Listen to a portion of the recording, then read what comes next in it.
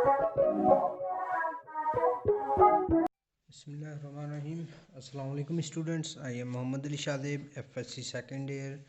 Continue है, chapter number 7 है, exercise 7.1 है और लेक्चर नंबर 15.1 शीट नंबर 1 है।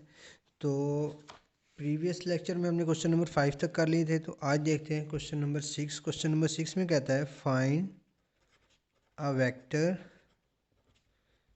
In the direction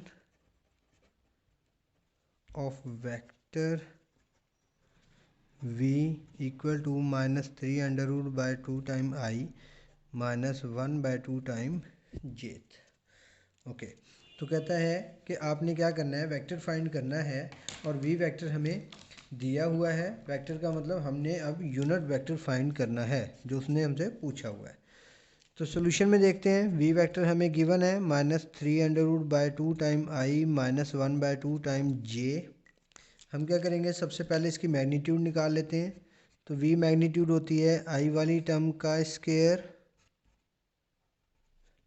plus j वाली टर्म का स्क्वायर, और जो भी नेगेटिव इनके साथ होता है वो स्क्वायर के अंदर आ जाता है। v की मैग्नीट्यूड इक्वल होगी, जब इनका स्क्वायर ओपन करेंगे माइनस ख़त्म हो गया, 3 अंडर रूट का स्क्वायर 3 और 2 का स्क्वायर 4। यहाँ पे माइनस ख़त्म हो गया, 1 का स्क्वायर 1, 2 का स्क्वायर 4 और यहाँ पे स्क्वायर रूट। यहाँ एलसीएम ले लेते हैं, 4 एलसीएम आ जाएगा, ऊपर आएगा 3 + 1 और साथ में अंडर रूट आ जाएगा। नेक्स्ट देखते हैं, v की मैग्नीट्यूड आएगी ऊपर 3 + 1 4 हो गया, 4 डिवाइडेड बाय 4 और अंडर रूट आ गया। 4 से 4 कैंसिल आउट हो जाएगा तो 1 अंडर रूट। तो v की मैग्नीट्यूड आई 1। जब मैग्नीट्यूड फाइंड कर लेंगे तो अब हम लिखते हैं required vector, unit vector is, required unit vector क्या है हमारे पास। हम यहाँ पे अब अपना रिक्वायर्ड यूनिट वेक्टर राइट करते हैं। v का यूनिट वेक्टर होता है v वेक्टर ओवर v की मैग्नीट्यूड, जिसके ऊपर ये कैप लगा देते हैं, इसका मतलब ये अब यूनिट वेक्टर बन गया। तो ऊपर v वाली टर्म राइट कर लेते हैं। v वेक्टर हमारे पास यहाँ पे गिवन था, मैं आपको शो करवा देता हूँ, ये v वेक्टर गिवन था, तो ये v वेक्टर हम यहाँ पे राइट कर लेंगे।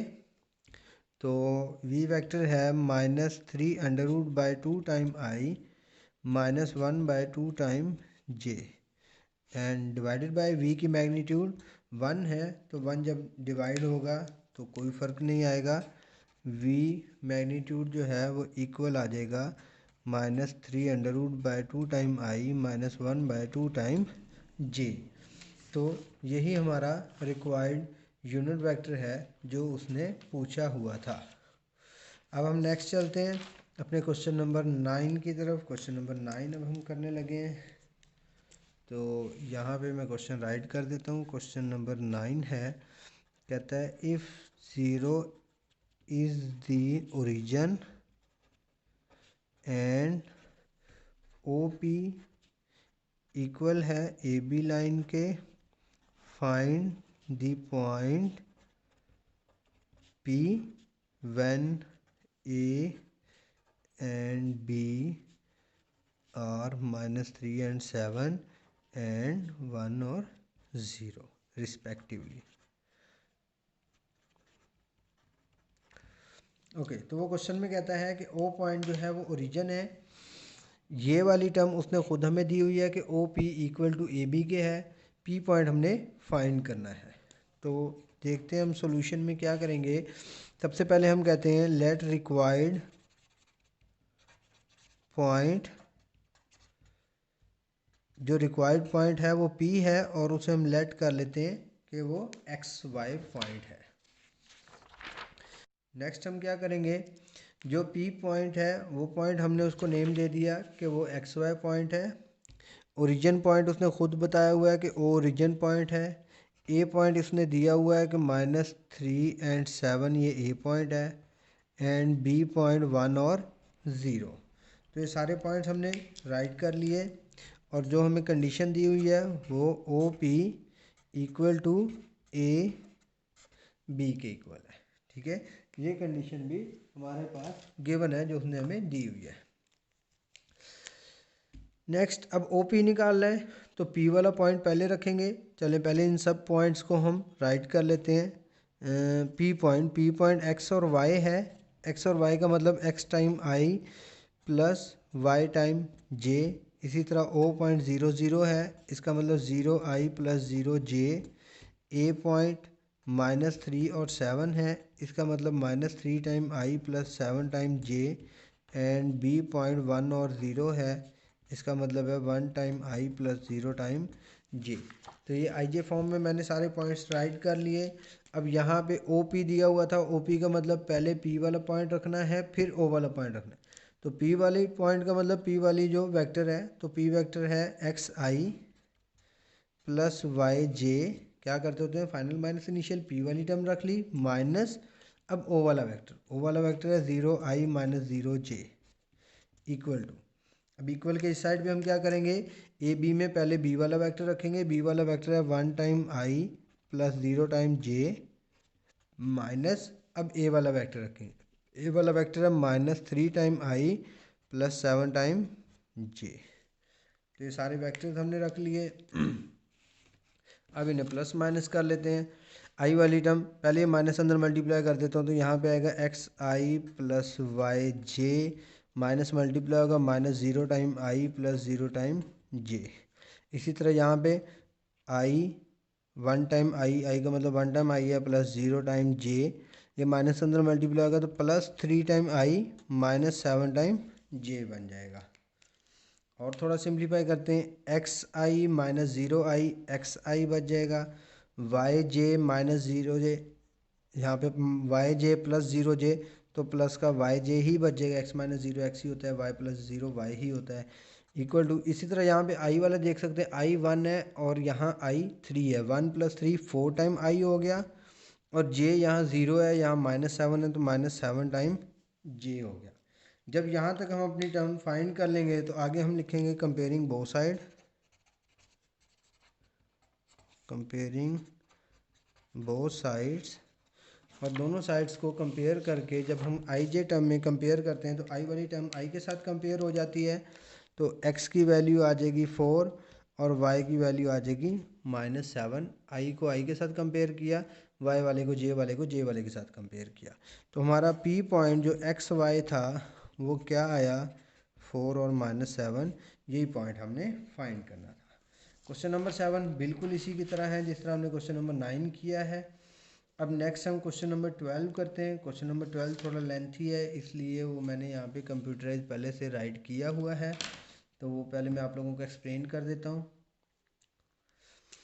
क्वेश्चन नंबर 12 में वो कहता है find the position vector find करें of the point of division of the line segment joining the following pair of points.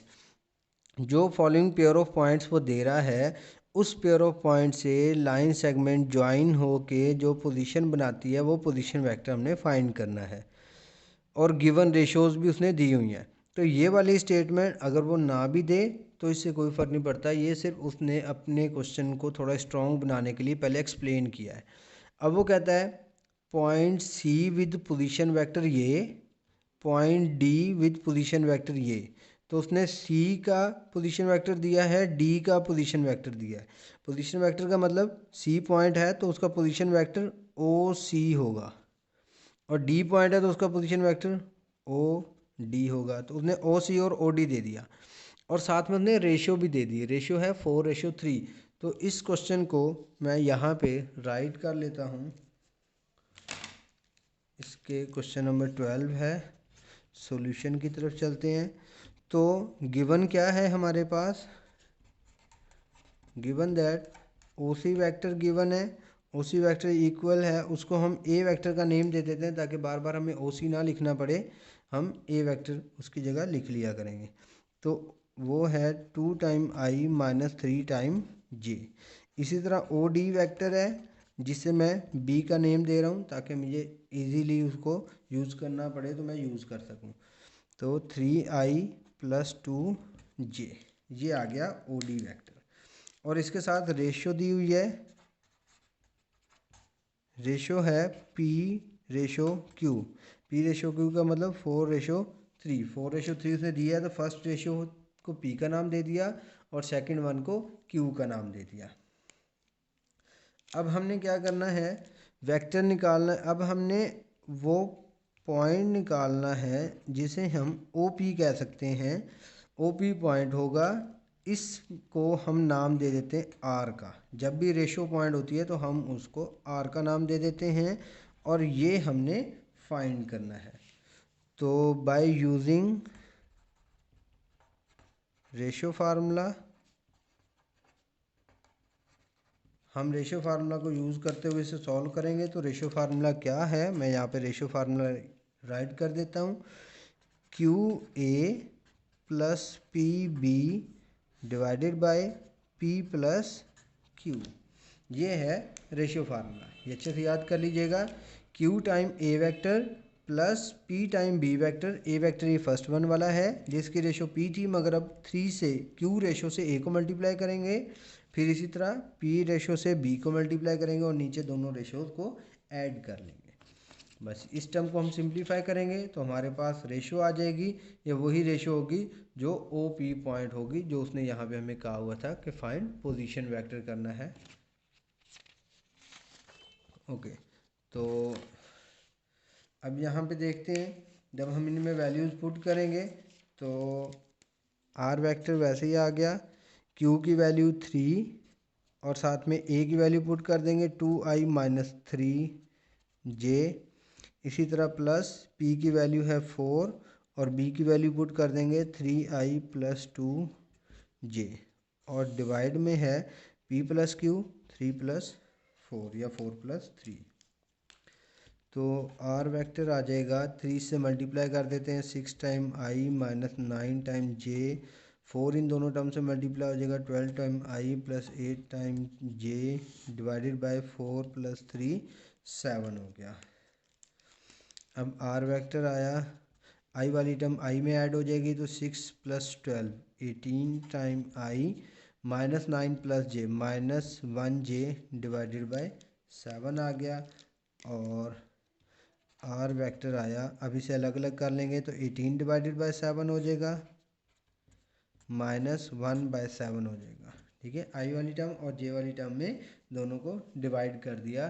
तो यही वो हमारी रेशो है जो उसने हमसे पूछी हुई थी। अगर इसे पॉइंट फॉर्म में लिखेंगे, पॉइंट फॉर्म में, तो ये बनेगी 18/7 और -1/7। ये आपकी मर्ज़ी है, अगर आप इस तरह से लिखना चाहें तो लिख सकते हैं, अदरवाइज़ यही हमारा आंसर होगा। इसका सेकंड पार्ट जो है वो बिल्कुल सिमिलर इसी तरह से ही करना है, क्वेश्चन नंबर 12 का सेकंड पार्ट। ओके, तो हमारी एक्सरसाइज कंप्लीट हुई 7.1। इंशाल्लाह लेक्चर नंबर 16 में हम 7.2 स्टार्ट करेंगे। मिलते हैं नेक्स्ट लेक्चर में। बेस्ट ऑफ लक, अल्लाह हाफिज़।